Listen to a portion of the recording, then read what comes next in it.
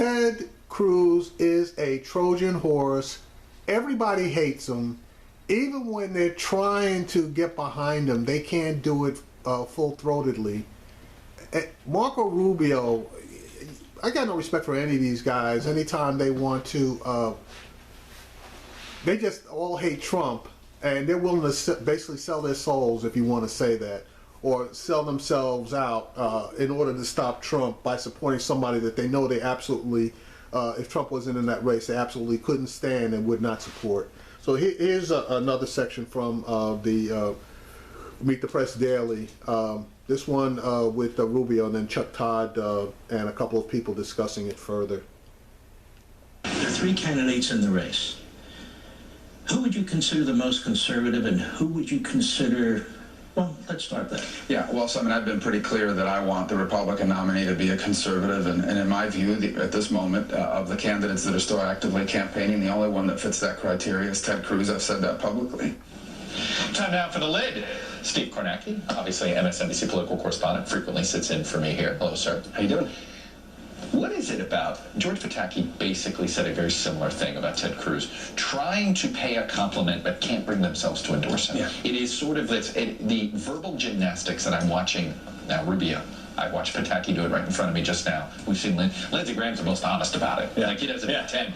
These other guys want to make it seem like, no, I really do like this guy. And that's why I don't think this consolidation thing, we were looking after Wisconsin, and it happened in the state of Wisconsin. We said, can it happen outside of Wisconsin? And I'm starting to see a scenario now where Cruz finishes third in New York. Cruz finishes third in the Northeast and on the 26th. And what does that do? I think that gets to Indiana on the 3rd of May. Cruz needs the consolidation there to beat Trump. And if Kasich comes in viable because he beats out Cruz in the Northeast and gets 20% in Indiana, that could cost Cruz the chance of beating Trump there. Look, I'm a defender of rules. I'm a defender of the fact that the political parties wrote these rules, and they've been well known. But I feel like Trump has the better argument here, even if he comes up short. Being able to, what he is building right now, he probably has the better PR hand. I think he knows this is resonating with his supporters. And also keep in mind, his supporters, how many of them are first-time voters? Right. How many of them are new to the process? So you're saying certainly new to a primary. Right. Yeah. And you're saying these are the rules, but it's new to them. Yeah. You know, and so I think the basic sort of, it's an understandable argument Trump is making. There wasn't a primary. There wasn't a caucus. There was a state convention in Colorado. You had to give up days of your life to be there. That's not fair. I think to a first-time voter who's not really wed to the party and its rituals and traditions, that's going to resonate. And now if you're Reince Priebus, I think he's in like a rock and a hard place. Here is the leading candidate in your party questioning the integrity of the process you run. Yet the more he pushes back, then he's going to get questioned. Is he being a fair referee? He has no choice but to defend the integrity of the process. But right now it looks like he's anti-Trump. Well, and Trump is setting him up to play the exact role that Trump wants him to play, because Trump wants the establishment to be against him. Right. And he wants to be able to shout about it at his rallies, and it fires up his base. It's been the basic riddle that the Republican establishment hasn't been able to solve. How do you oppose the guy without playing directly into his strategy? And more importantly, it's also on a topic he's so comfortable with. Yeah. He gets to talk about process. Yeah. We're not talking about anything. We're not talking about any specifics on a policy. And you know how much he loves it, because here we are, we're 6 days away from New York. He's going to win the state by 25 or 30 points, and he'd rather talk about the one he just lost. That tells you all you need to know about how attractive he thinks this argument is. No, it's true. Do you think it's interesting he's back to start thinking about the week ahead for the first time, and he hadn't done that in a while. Yeah. Going to Pittsburgh today. Yeah.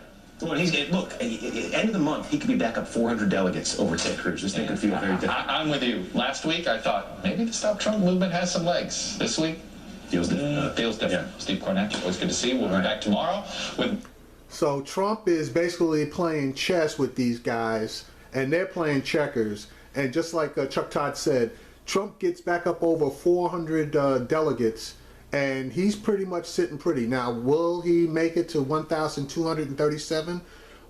Only pretty much California and New Jersey. New Jersey's winner take all. He'll win New Jersey. So it's really California is basically going to really tell the story.